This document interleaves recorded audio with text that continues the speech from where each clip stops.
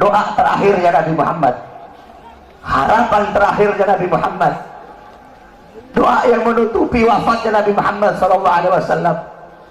Beliau mengangkat tangan dan berdoa, Allahumma khaffif ala ummati fi sakaratil maut. Ya Allah, ringankanlah sakaratul maut umatku. Ya Allah, permudahkanlah sakaratul maut umatku.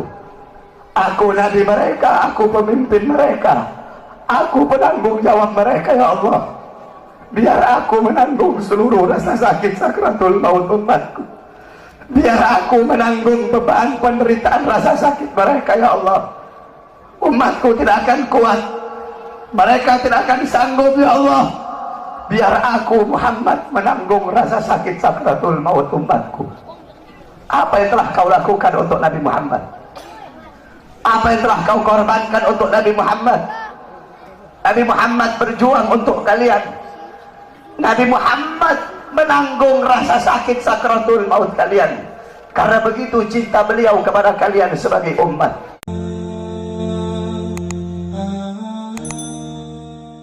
Alhamdulillah, segala puji dan syukur kehadirat Allah Subhanahu wa taala. Dialah Allah Subhanahu wa taala yang maha besar dari segala sesuatu yang besar. Yang besar selain Allah kecil. Dialah Allah Subhanahu wa taala yang maha kaya dari segala sesuatu yang kaya. Yang kaya selain Allah miskin. Dialah Allah yang maha perkasa, yang maha kuat. Yang perkasa, yang kuat selain Allah lemah. Dialah Allah, raja di atas para raja. Yang raja selain Allah hamba. Dialah Allah Subhanahu wa taala yang maha berkuasa selama-lamanya. Yang berkuasa selain Allah, kadang berkuasa dan kadang tidak berkuasa. Dialah Allah yang maha tahu. Yang tahu selain Allah adalah pencari pengetahuan. Dialah Allah yang maha berilmu. Yang berilmu selain Allah adalah pencari ilmu. Dialah Allah yang maha hidup. Yang hidup selain Allah pasti akan mati. Yang ada selain Allah pasti akan tiada. Yang wujud selain Allah pasti akan binasa. Sedangkan hidupnya Allah, adanya Allah, wujudnya Allah selama-lamanya kekal abadi, tidak akan pernah musnah dan tidak akan pernah binasa.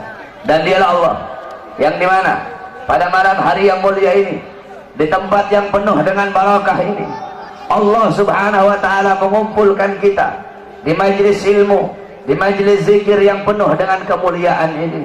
Semoga duduknya kalian di sini Allah ampuni dosa-dosa kalian, dosa-dosa yang telah lalu, dosa-dosa yang akan datang, dosa-dosa yang tampak, dosa-dosa yang tidak tampak, dosa-dosa yang besar, dosa-dosa yang kecil. Sebab duduknya kalian di sini mendapatkan keberkahan, mendapatkan keutamaan daripada baginda Nabi besar Muhammad SAW. Saudara-saudara, beruntung kalian menjadi umat yang paling baik, menjadi umat yang paling mulia, menjadi umat yang paling agung, menjadi umat yang paling utama, yaitu umat baginda Nabi besar Muhammad SAW. Umat yang selalu dibanggakan oleh Nabi, umat yang pertama kali dibangkitkan dari dalam kubur, umat yang kelak di akhirat akan menjadi pemimpin dari seluruh umat-umat yang lain.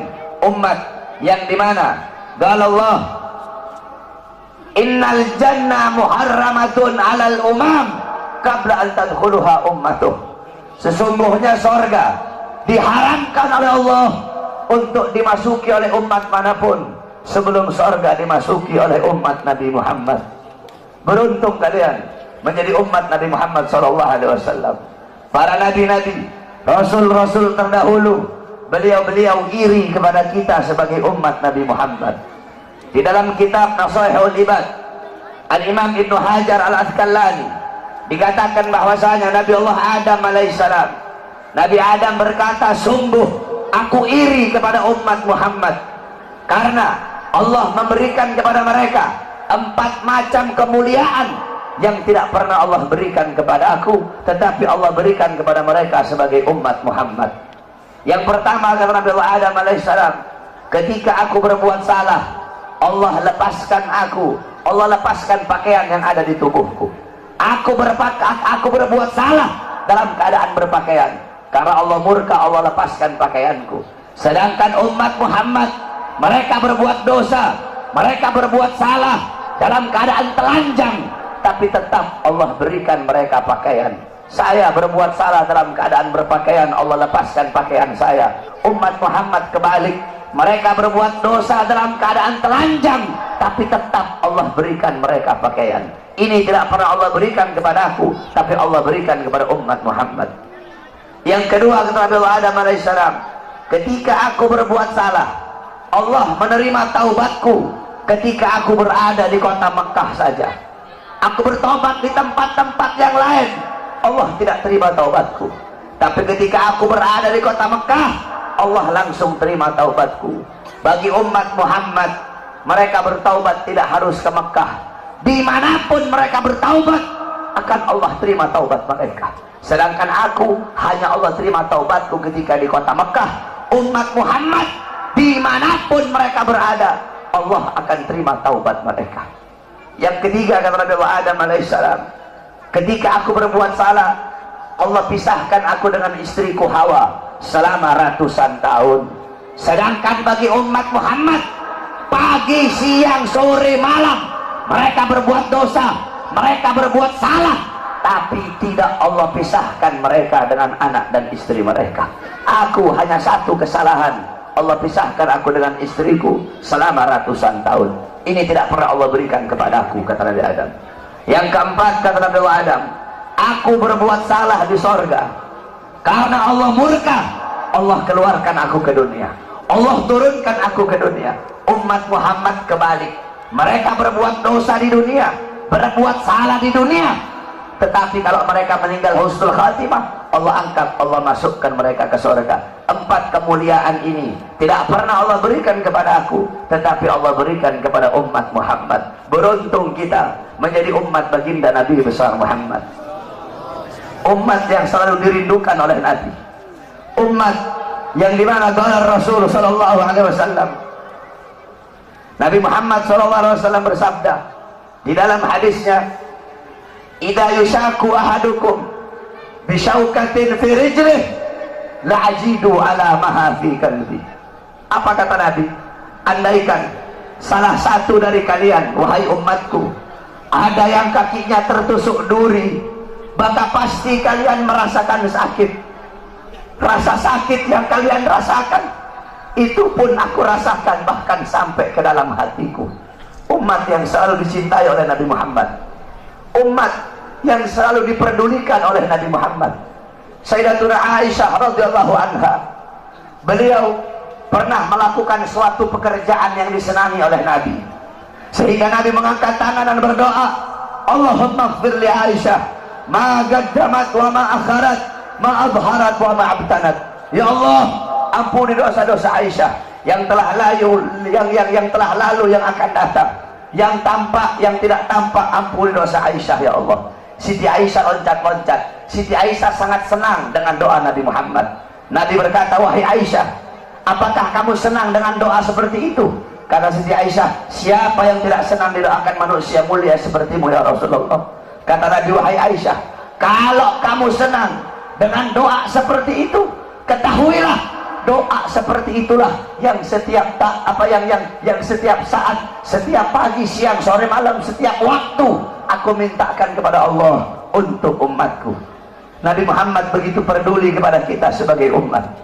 Beruntung kalian menjadi umat yang dimana qala Sayyidina Ali karamallahu wajhah, inna Rasulullah fi akhir nafsih haragat syafataihi marratain fa'algaitu sam'i fasami'tuhu yaqul ummati ummati faqbila Rasulullah.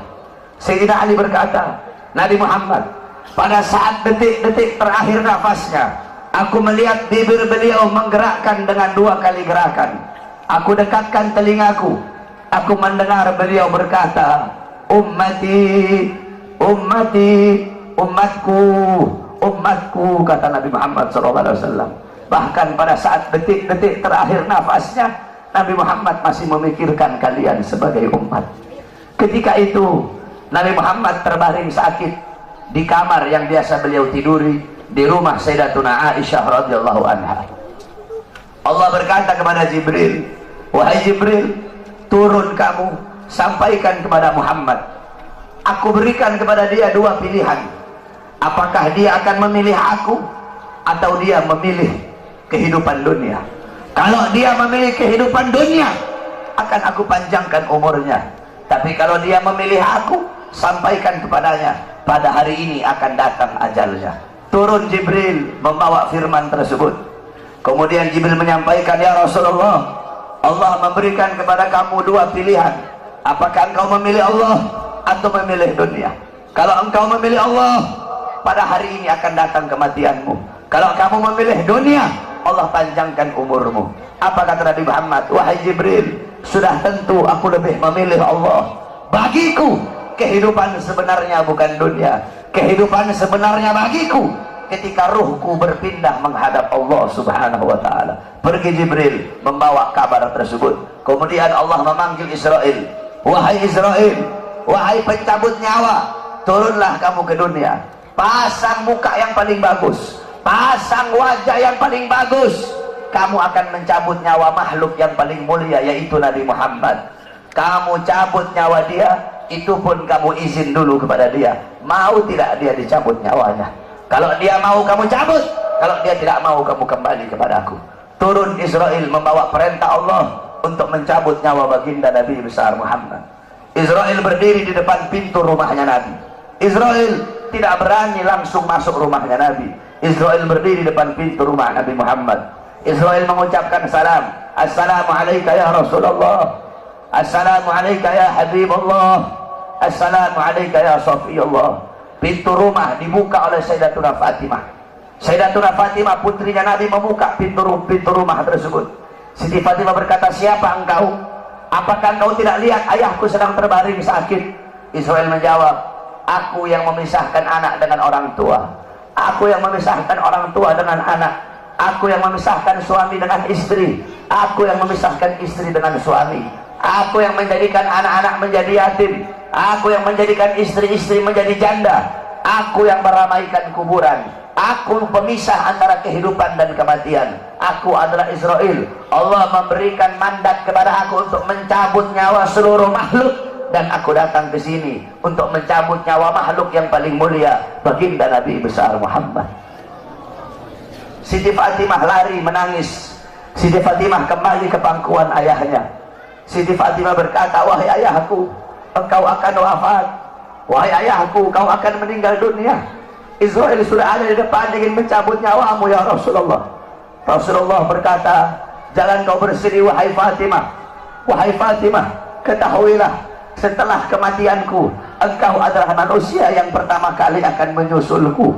Setelah kematianku nanti kelak, engkau adalah manusia yang pertama kali masuk surga setelah aku. Siti Fatimah mengusap air matanya. Datang Israel berdiri di hadapan Nabi Muhammad. Israel berkata, ya Rasulullah, dengan segala kerendahan hatiku, aku datang kemari untuk mencabut nyawamu atas perintah Allah. Aku izin dulu kepadamu, apakah engkau mau dicabut nyawa? Kalau engkau mau, aku cabut.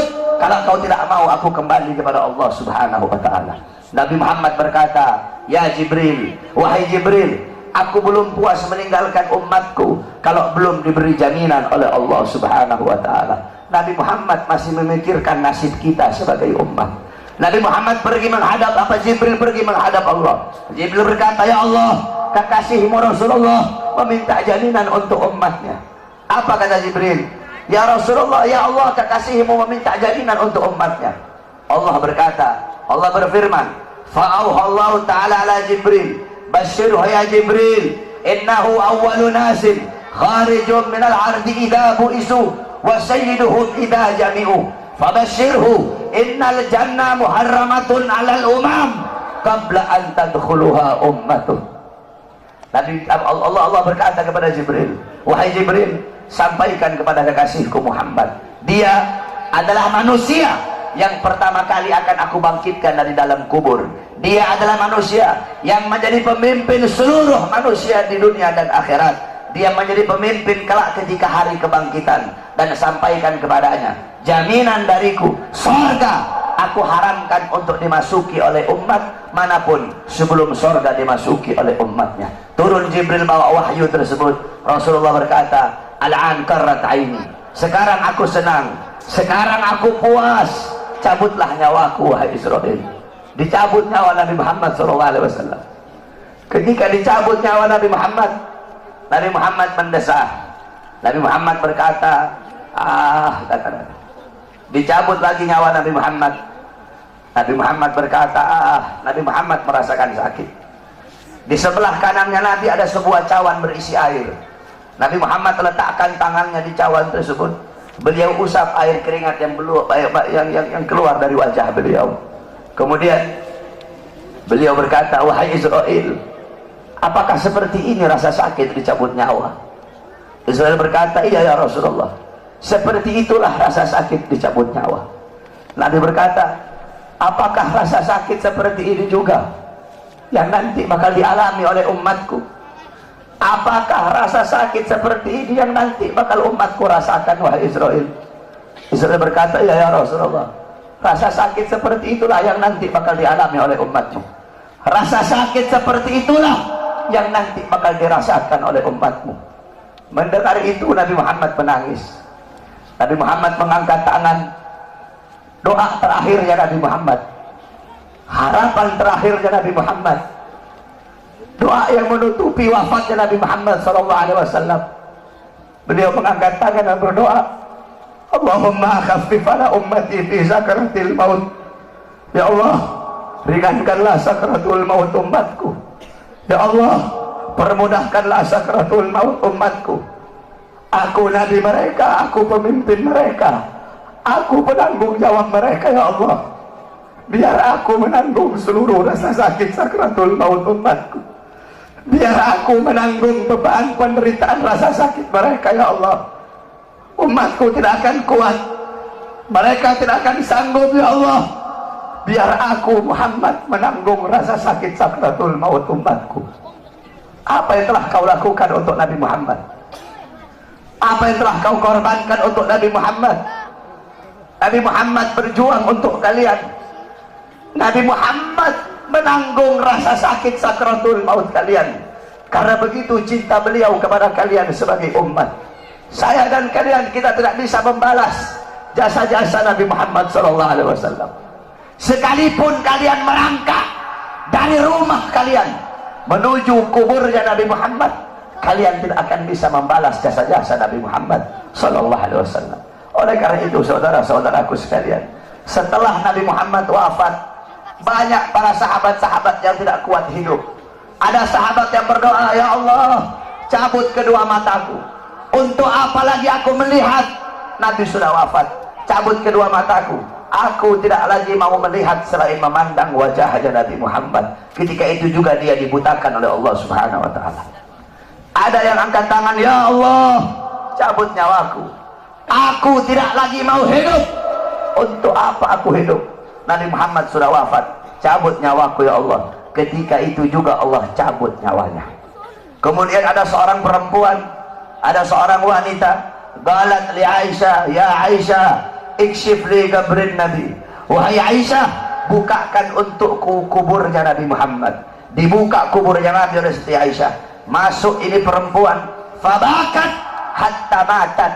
Wanita ini menangis depan kuburnya Nabi sampai dia mati saat itu juga. Ketika itu banyak para sahabat yang tidak ada lagi gairah hidup. Sayyidina Abu Bakar As-Siddiq radhiyallahu anhu. Kamu tahu Sayyidina Abu Bakar? Sayyidina Abu Bakar seorang sahabat yang sangat dekat dengan Nabi Muhammad. Para ulama mengatakan Sayyidina Abu Bakar As-Siddiq, beliau wafat dengan dua sebab. Sayyidina Abu Bakar meninggal gara-gara dua sebab. Pertama sebab dohir, kedua sebab batin. Sebab dohirnya apa? Karena beliau pernah dikasih makanan yang ada racunnya, dimakan oleh beliau. Racun itu lama-lama menggerogoti kesehatan beliau. Itu sebab dohir. Sebab batin beliau meninggal kenapa? Sebab batin beliau meninggal karena terlalu merindukan baginda Nabi besar Muhammad SAW. Istri beliau berkata, setiap kali Abu Bakar bangun dari tidur, pasti bantalnya beliau basah. Basah dengan apa? basah dengan air mata kerinduan kepada baginda Nabi besar Muhammad. Kamu tahu, setelah Nabi Muhammad wafat, Sayyidina Abu Bakar As-Siddiq duduk kayak begini. Beliau duduk di pojokan sambil begini, sambil beliau bilang, andaikan Rasulullah ada di sampingku, andaikan Rasulullah ada di sisiku, sungguh aku merindukan sosok baginda Nabi besar Muhammad. Bilal ibn Rabah, muazzinnya Nabi, setelah Nabi wafat, Bilal pergi pindah, nggak mau lagi beliau tinggal di Madinah. Kenapa? Tidak kuat teringat kenangan bersama baginda Nabi besar Muhammad. Selama 2 tahun Bilal pindah ke Syam. Kemudian selama 2 tahun beliau di sana, tiba-tiba mimpi Nabi Muhammad. Nabi Muhammad berkata, wahai Bilal, datang kau bersiaralah kepada aku. Datang Bilal selama 2 tahun. Bilal datang ziarah di kuburnya Nabi Muhammad.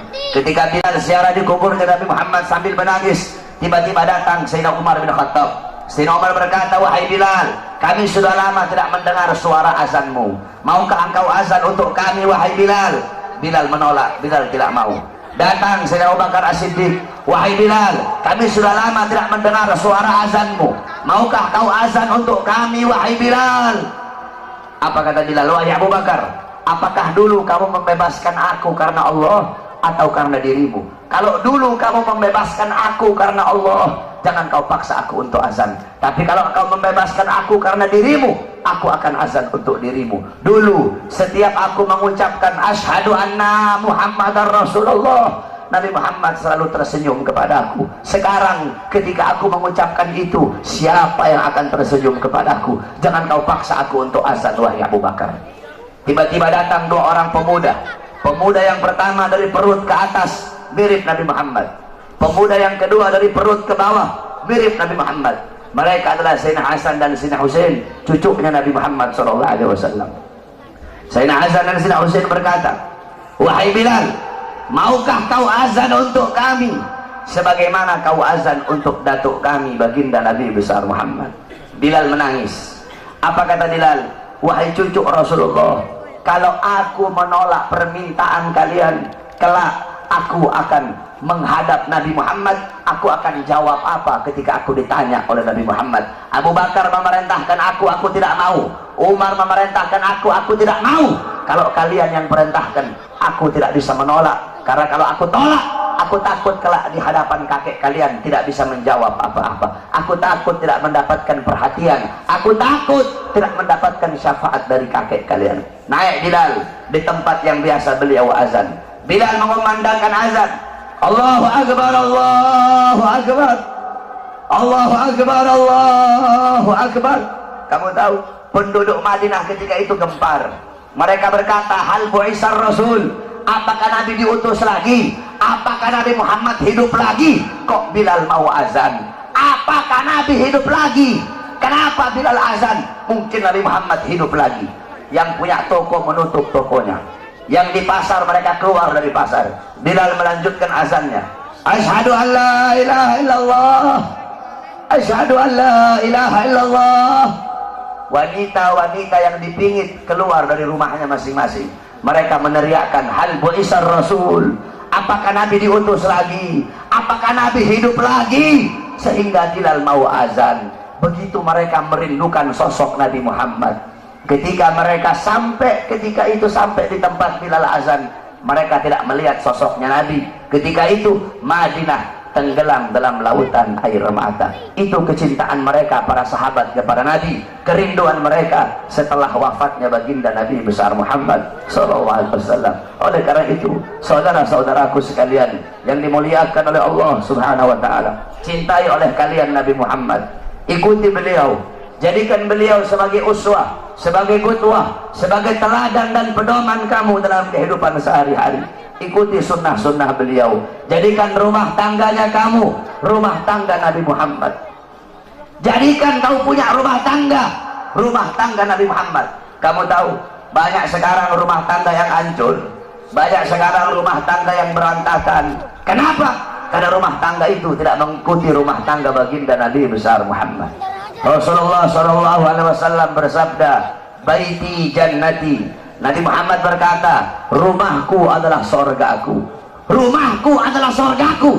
Bukan rumah yang mewah, bukan rumah yang megah, bukan rumah yang tingkat, bukan isi rumah itu perabotan-perabotan yang mahal, bukan suami yang kaya, bukan suami yang ganteng, bukan istri yang cantik, bukan anak-anak yang pintar dalam urusan dunia. Bukan itu baiti jannati. Baiti jannati, rumahku, surgaku, adalah suami yang taat kepada Allah, suami yang patuh kepada Allah, istri yang taat kepada Allah, istri yang patuh kepada Allah, anak-anak yang taat kepada Allah, anak-anak yang patuh kepada Allah, rumah tangga yang dihidupkan dengan salat, rumah tangga yang dihidupkan dengan Al-Quran, rumah tangga yang dihidupkan dengan sunnah-sunnah Nabi. Ini adalah baiti jannati. Walaupun rumahnya dari kardus, walaupun tinggalnya di bawah jembatan, kalau suami, istri, anak-anak taat patuh tunduk kepada Allah, rumah tangga itu akan menjadi sorga. Rumah tangga itu, itulah rumah tangga baginda Nabi besar Muhammad SAW. Sekarang ini banyak istri-istri durhaka ya. Istri-istri sekarang banyak yang durhaka. Kalian ibu-ibu sebagai seorang istri harus jadi istri yang soleha, harus jadi istri yang taat kepada Allah, jadi istri yang taat kepada suami, harus ikhlas menerima kekurangan suami sebelum ikhlas menerima kelebihan suami.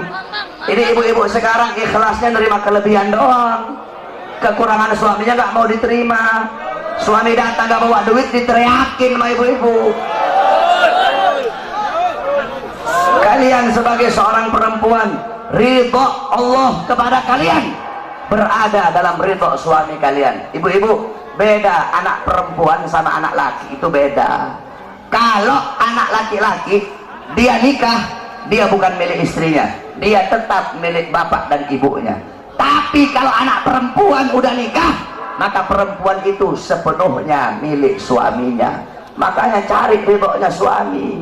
Ini kadang istri sekarang kurang ajar sama suami, kasar sama suami, caci maki suami. Gak heran suami-suami jadi pada takut istri semua. Kalian sebagai seorang wanita ikhlas terima kekurangan suami kalian, sabar dalam ngurusi rumah tangga kalian. Soalnya ibu-ibu tahu, zaman sekarang ini kita kalau mau cari perempuan cantik banyak, mau cari perempuan kaya banyak, mau cari perempuan pintar banyak. Saya sehari 10 bisa saya dapat. Kalau cuma mau cari cantik doang, saudara-saudara. Yang susah perempuan yang ikhlas menerima kekurangan suaminya dan sabar di dalam mengurusi urusan rumah tangga. Kalian sebagai seorang istri, tempatkan kedudukan kalian di bawah kaki suami dan taruh suami kalian di atas kepala kalian. Rendahkan suara kalian di hadapan suami. Suara istri itu harus lebih rendah daripada suara suami. Ini ibu-ibu, suaminya A, ibu-ibunya A.